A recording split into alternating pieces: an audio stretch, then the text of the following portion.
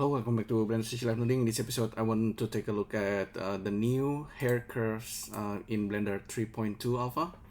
So hair curve is like a new object in Blender. It resides over here. By default, you can create empty hair or random. By the way, in order to see this, you need to enable experimental and turn on new curves type. Okay, and let's try something. Let's create a random hair. So with random hair, you got something that's sort of coming out from this default cube, but it's actually pretty random. And let's select this guy and then Shift A and then create empty hair as well. Okay, with empty hair, with object selected, it's gonna use that object as the surface. Oh, so what is this all about? If you are selecting the hair and then you go to sculpt mode, you're gonna get tools that looks like something that dealing with hair. So let's try adding some curve. So this is the default value. You can see you're kind of painting hair on the surface of this object, and by default it's only drawing a single hair. Maybe you can increase that, increase the length, and you're starting to see some hair.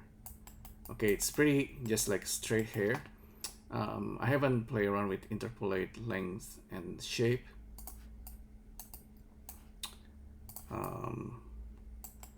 But anyway, I think we can turn that off for now. Use front face, vertical, projected.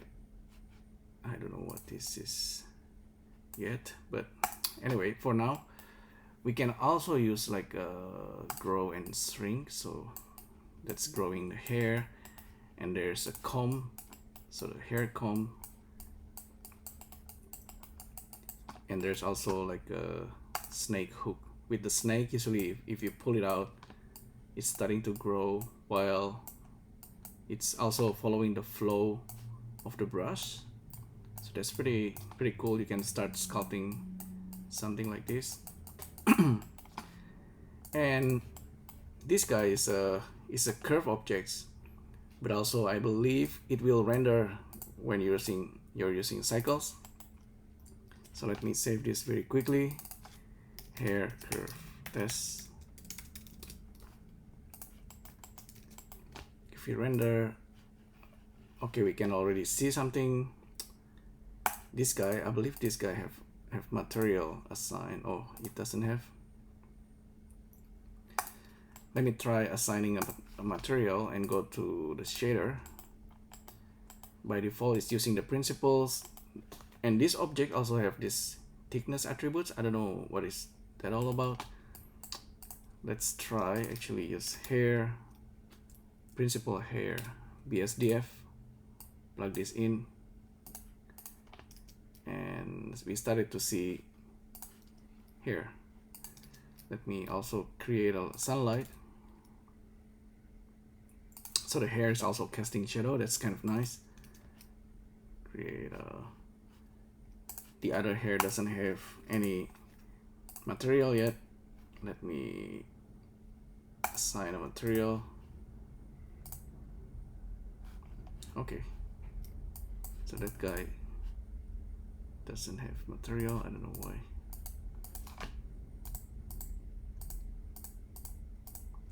It's still alpha, by the way, so just keep that in mind. Maybe there's a lot of bugs and it might change as well. So if you're playing around with these hair objects, you're gonna encounter some bugs and some things might change, but you can already do like cool stuff. If you like to experiment like myself, all right.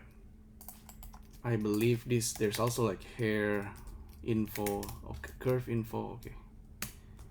Something that you can use to colorize the hair. Let's say we have like, okay, curve info, there's this random, we can plug this into the color, see what we're gonna get. We're gonna get random color per hair strand, so that's pretty funky. Maybe this could be, yeah, see, random color between red and blue. And there's also, you can also use the intercept give like a gradient across the strands. I'm actually doing like improvisations because I don't know anything about the new hair curve for now. The thickness, I don't know, thickness can be plugged.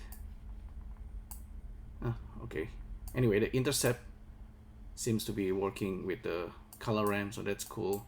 And you can mix this together with the other color. So random value, we can use like a rainbowy color and then mix the two together. So we're gonna have this color,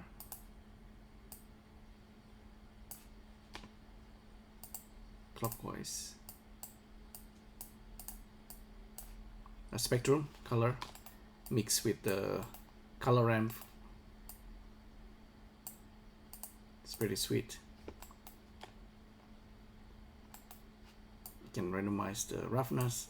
This is I think the hair shader is just another thing to play around with. But let me save this. And there's also something that I tried earlier.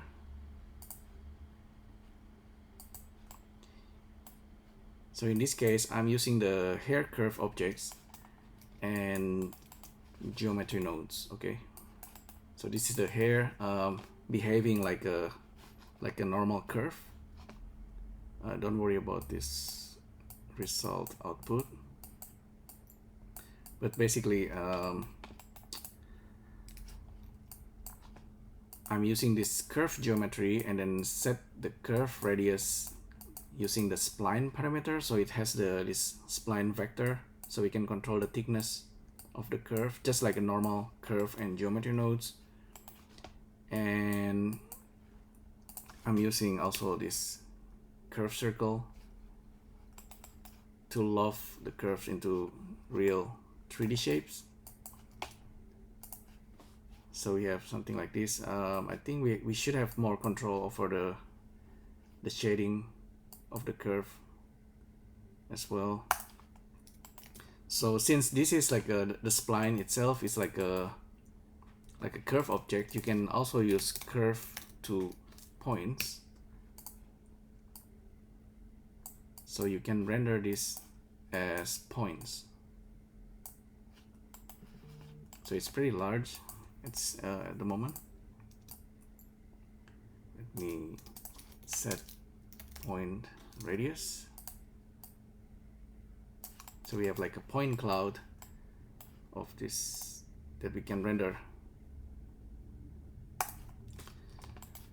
So let me try again. This time with Suzanne.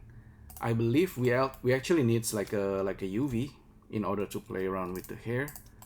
So the objects might need to have UV, but I don't know that. Let's just create another empty hair.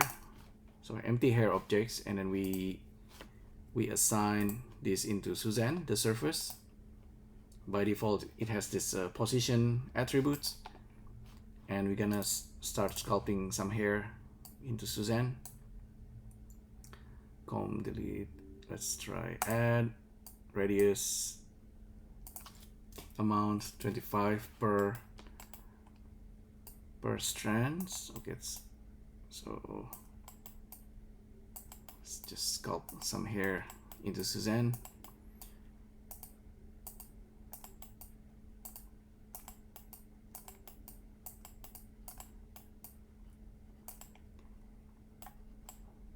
Maybe you can make it more metal if you increase the length and just paint like that on top.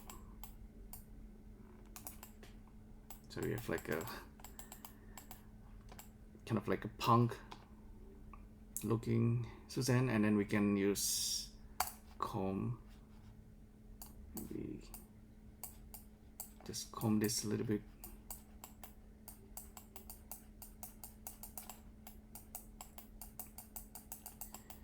Normally, in order to create hair, we need to have like a particle hair system, but this is working on the curve objects directly.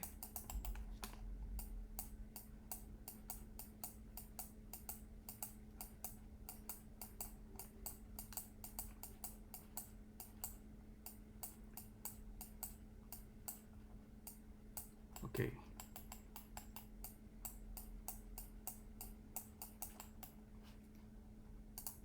Let's say we are happy with this. Save. Suzanne. New hair. So again, this will render. Create a new material.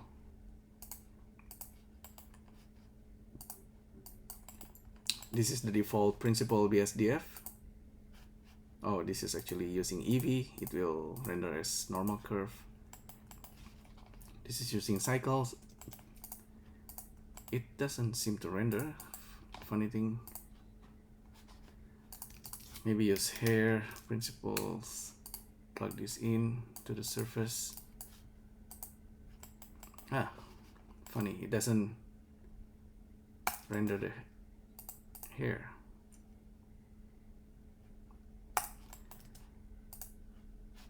Okay, let's see. Since this is like a hair objects, let's just create a geometry nodes, create new geometry nodes, and set material.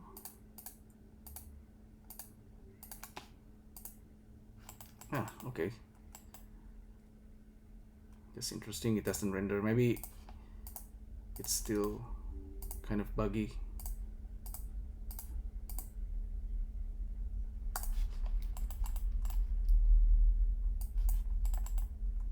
Let's use hair BSDF. Doesn't render. Let's use curve info and the color ramp.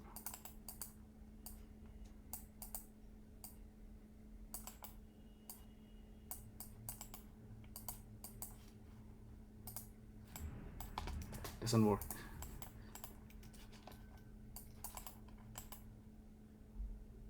Input geometry has unsupported type curve. All right. Anyhow, we can use the curve to mesh, get our curve, and then circle.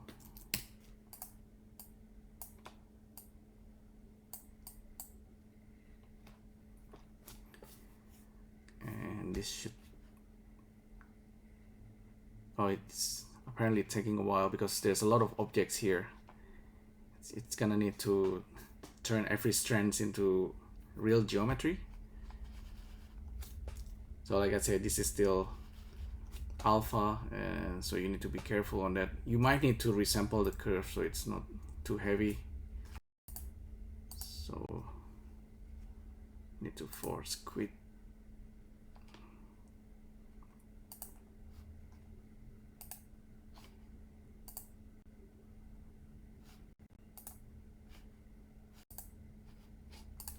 Okay, let's reopen this.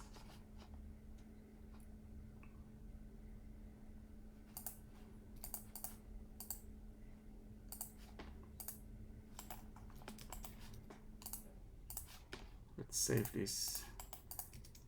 Let me try actually create a random hair and assign the same hair material. That thing actually renders, which is pretty weird.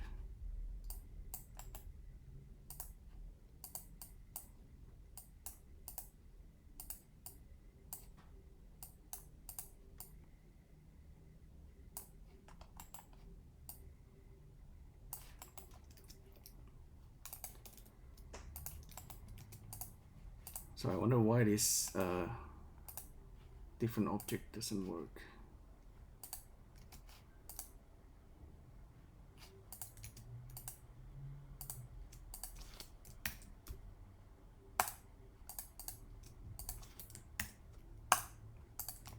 maybe there is like a missing. I must have done something wrong with the other hair. I have to look at that. But this guy actually have a lot of geometry that we need to reduce. So match to volume displays.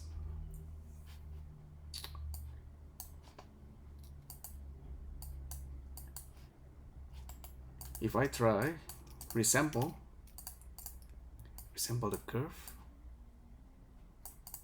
and then use curve to points.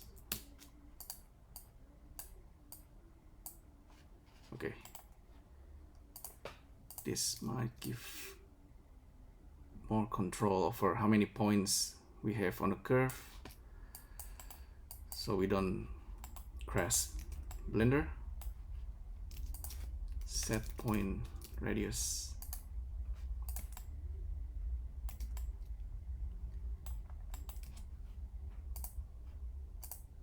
So we can render it as point cloud, but we want to render this as curve objects, like a cylinder. All right, so let's do that. We can actually instance some objects as well, maybe like a capsules or something. So let's bring in our capsules because I like the capsules objects from the other day from Bartek. So capsule, geometry nodes, capsules, and this capsule is super handy. It's allowing us to create beads. So we're gonna use this. So capsule objects coming in. We have a bunch of points here. And we just instance on points. And this is the GN capsule. Turn on. Let's make this smaller. Plug in the points and the instance objects. Hopefully this doesn't crash. Okay, seems working pretty well.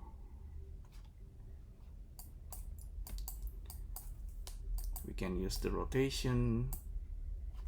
Okay, cool.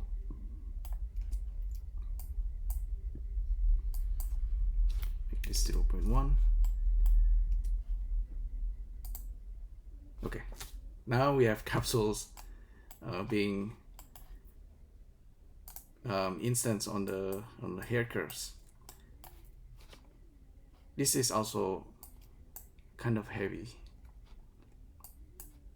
so let's for now switch back to hair sculpt mode and let's sculpt our hair a little bit more.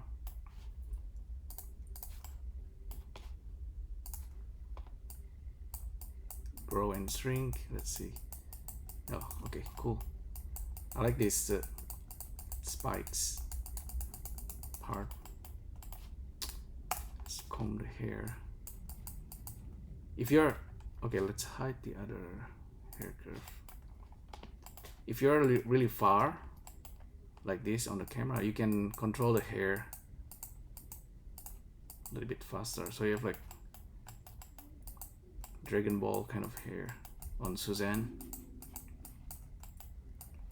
Try to sculpt it from every camera angles and every directions. Look at it. If you're like a hairdresser, you like to look at the hair from different angles, top view, side view. Yeah, it's very fiery kind of hair now. It's no longer spiky. And you want to maybe use snake hook. Make like super long hair, but be careful, it's gonna be pretty heavy again. Maybe with our capsules we try to reduce the geometry. Let's play around with this. Actually with the capsules, right, this is an object. You can use smooth and do it a couple of times, and you have these really interesting shapes. So it's no longer like a normal capsule, it's more like a rice. So if you select the hair back and plug this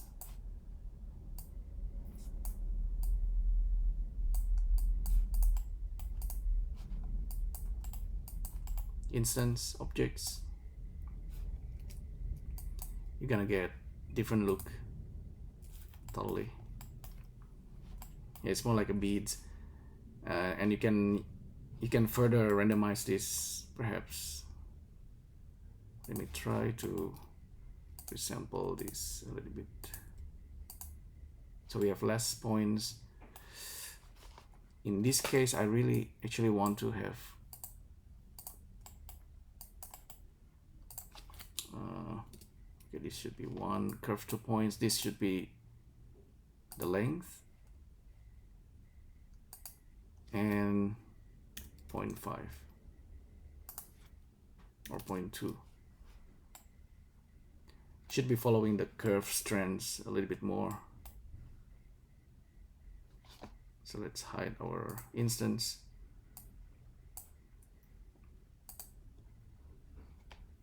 Now we have Suzanne with colorful beads.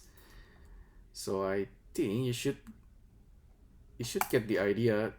So you basically can just have this hair curve separately. You don't need hair particles, and you just paint and sculpt the hair. You can comb the hair as you wish. Because it's behaving also like a curve, you can use geometry nodes to turn this into real geometries. But as for the hair simulations, I haven't tested out, but there is a way, I think, to convert geometry nodes into real hair, and then have like hair dynamics, and then having the hair also kind of influencing the original hair curve geometry. So there's a lot of potential here. It's still, however, still alpha, so still experimental. So keep in mind this might change in the future. But yeah, a lot of potential. And if you're playing around with this, you can also use like scale instances, things like that.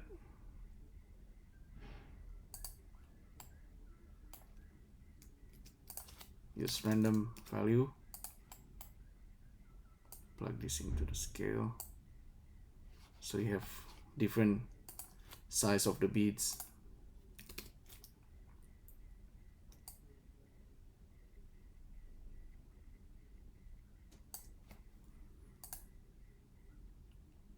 It reminds me a lot of paint effects in Maya, or something that you can create in Houdini, but just like you have it now in Blender. So hair curves is gonna be really powerful. Back in the days, using Maya, I was using Renderman. That's when the time you can render curves as real objects. It was pretty exciting at the time, and the hair can be rendered with the hair shader as well. But this is like an example where you are using hair and instance geometry. Yeah, since this is geometry, you can also kind of remesh this. I believe, yeah. So you can turn this into volume and then back into real mesh objects. Anyhow, this is just a quick first look at the hair curve geometry. Still experimental. Play around with this and see what you can create with this. I believe that's pretty much what I want to say. Let's try the sculpt mode and do this in real time. Let's do like deletions of the hair. Oh yeah, okay. So you can delete quite quickly. Okay, now it's more in control. Let's use the snake hook. Okay, you cannot. Okay, add some hair and then use the snake hook. Okay, I got it. Just gonna start combing the hair. Remember, you can also use like noise, set position and noise, just to make the hair kind of flowing.